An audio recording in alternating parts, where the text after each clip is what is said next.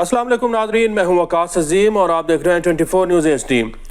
नाजरीन, पाकिस्तान और हिंदुस्तान के दरमियान कशीदगी मुसलसल बढ़ती हुई दिखाई दे रही है और हिंदुस्तान जो है वो अपनी गिरदड़ भपकियों से बाज नहीं आ रहा। कभी हिंदुस्तान की हुकूमत ये दावा करती है कि हम पाकिस्तान के ऊपर एयर स्ट्राइक करेंगे और कभी ये दावा किया जाता है कि पाकिस्तान के ऊपर हम फाइनेंशियल स्ट्राइक करेंगे, यानी कि पाकिस्तान के ऊपर मुआशी और इक़्तिसादी पाबंदियां लगवाने की कोशिश करेंगे। और आज भी भारत की जो वज़ारत ख़ज़ाना है उसके ज़राए से ये ख़बरें चलाई गई हैं कि हिंदुस्तान की हुकूमत अब IMF, वर्ल्ड बैंक और एशियाई तरक्याती बैंक के साथ रब्ता कर रही है और पाकिस्तान को दी जाने वाली जो फंडिंग है, जो फाइनेंसिंग है, वो रुकवाने का मुतालबा IMF, वर्ल्ड बैंक और एशियाई तरक्याती बैंक के सामने रखा जा रहा है। साथ ही साथ हिंदुस्तान की हुकूमत फाइनेंशियल एक्शन टास्क फोर्स के साथ भी रब्ता करने की कोशिश कर रही है और पाकिस्तान का नाम दोबारा ग्रे लिस्ट में डलवाने के लिए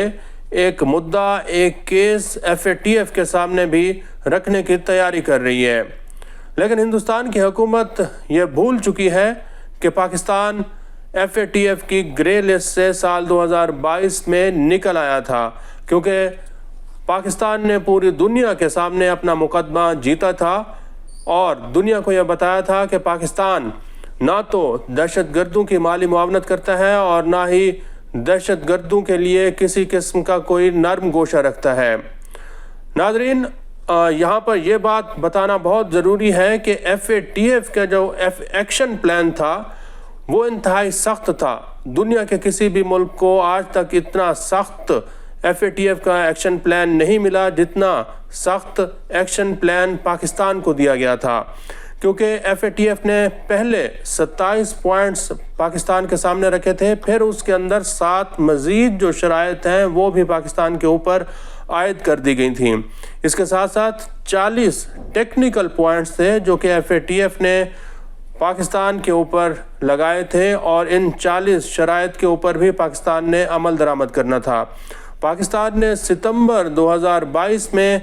34 FATF के जो नुकात थे उनके ऊपर अमल दरामद करके ग्रे लिस्ट से बाहर निकला और फिर फरवरी 2022 में जो 40 मज़ीद शराइत थी उनके ऊपर भी अमल दरामद किया। अब FATF का जो एक्शन प्लान था उसमें पाकिस्तान ने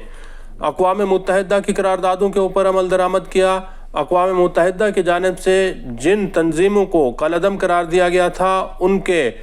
अकाउंट्स बंद किए गए, उनके बैंक अकाउंट्स फ्रीज़ किए गए, उनके असासे मुंजमद किए गए, उनकी नक़्ल व हरकत के ऊपर पाबंदियाँ लगाई गईं और उनकी जायदादों को भी ज़ब्त कर दिया गया। पाकिस्तान ने साथ ही साथ जो एंटी मनी लॉन्ड्रिंग कवानीन हैं उनके ऊपर भी सख्ती से अमल दरामद किया और मनी लॉन्ड्रिंग की जो रिपोर्ट थी उसको पूरी दुनिया ने तस्लीम किया कि वाकई पाकिस्तान ने जो वादा किया था उसके ऊपर मुकम्मल अमल दरामद किया है। भारत का FATF के अंदर भी असर रसूख था, लेकिन इसके बावजूद पाकिस्तान अपना मुकदमा FATF में जीत चुका। अब भारत की हुकूमत जो है एक भोंडी हरकत कर रही है और ये कोशिश कर रही है कि इन इदारों के अंदर जो भारतीय नयाद ओहदेदारान बैठे हुए हैं उनको किसी तरह इस्तेमाल किया जाए, उनको सियासी मकासद के लिए इस्तेमाल किया जाए और उनको पाकिस्तान के ख़िलाफ़ इस्तेमाल करके पाकिस्तान के ऊपर इक़्तिसादी और मुआशी पाबंदियाँ लगवाई जाएँ।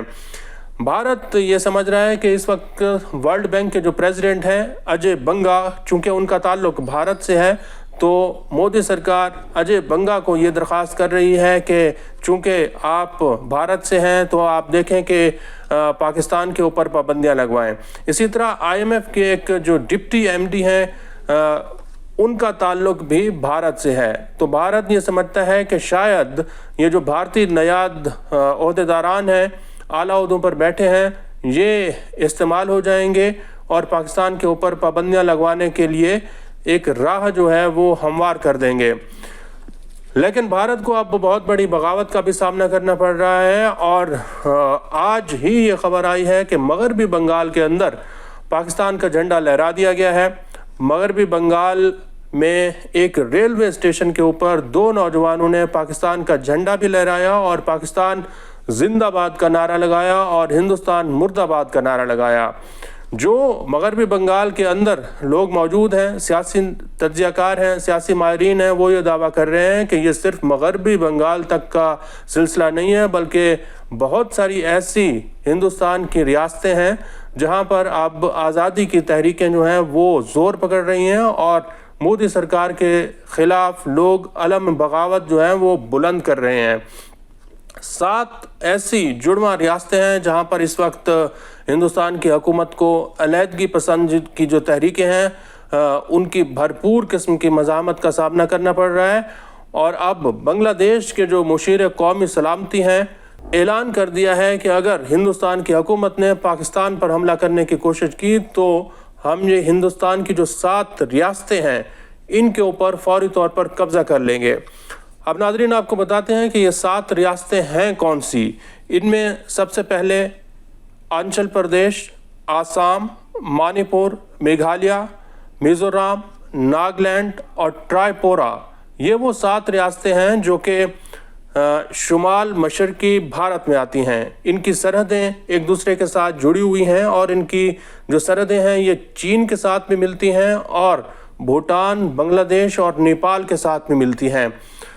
زمینی طور پر یہ ریاستیں ایسا محسوس ہوتا ہے کہ انڈیا سے کٹی ہوئی ہیں، کیونکہ ایک ہی راستہ ہے جو ان 7 ریاستوں کو بھارت کے ساتھ جوڑ رہا ہے۔ اب یہاں پر جو صورتحال ہے وہ انتہائی حساس ہے، کیونکہ بنگلہ دیش کی حکومت نے بھی پاکستان کا ساتھ دینے کا اعلان کیا ہے، اور وہاں پر جو عبوری حکومت کے سربراہ ہیں محمد یونس، انہوں نے چند روز پہلے چین کا دورہ کیا اور چین کے سرمایہ کاروں کو، چین کی حکومت کو دعوت دی ہے کہ آپ بنگلہ دیش کے اندر آئیں، ہم آپ کو تمام تر سہولیات بھی فراہم کریں گے اور تمام تر مراعات بھی دیں گے۔ آپ کے لیے بحری جو بندرگاہ ہے اس کا راستہ بھی کھلا ہوا ہے، آپ انڈیا کی طرف مت دیکھیں بلکہ بنگلہ دیش میں آ کر اپنی صنعتیں لگائیں، کیونکہ چین کی جو حکومت ہے اس کے تعلقات تجارتی طور پر اور سیاسی طور پر انڈیا کے ساتھ اس وقت کشیدہ ہیں۔ تو چین یہ دیکھ رہا ہے کہ یہ جو 7 ریاستیں ہیں ان کے اندر اپنی سرمایہ کاری کس طرح بڑھائی جا سکتی ہے، اور پھر بنگلہ دیش کی حکومت چین کے لیے یہ بھی پیشکش کر رہی ہے کہ بنگلہ دیش کے جو ہمسایہ ممالک ہیں بھوٹان اور نیپال، وہاں پر چونکہ بہت بڑے آبی وسائل موجود ہیں تو وہاں پر بھی ان ہائیڈرو پاور پروجیکٹس میں سرمایہ کاری چین کے لیے ایک بہت بڑا موقع ہو سکتی ہے۔ تو ہندوستان کی حکومت جو ہے وہ اس وقت بری طرح پھنس چکی ہے، اور ہندوستان کی ریاستوں کے اندر پاکستان کے جھنڈے لہرائے جا رہے ہیں اور پاکستان زندہ باد کے نعرے لگ رہے ہیں۔ یہی وہ وقت ہے جب ہندوستان کی حکومت اور مودی سرکار کو ہوش کے ناخن لینے ہوں گے، ورنہ ہندوستان بہت کچھ کھو سکتا ہے۔ آج کے لیے اتنا ہے۔ اس ویڈیو کو آپ کمنٹ سیکشن میں جا کر لائک کر سکتے ہیں اور اپنی رائے کا بھی اظہار کر سکتے ہیں۔ بہت بہت شکریہ۔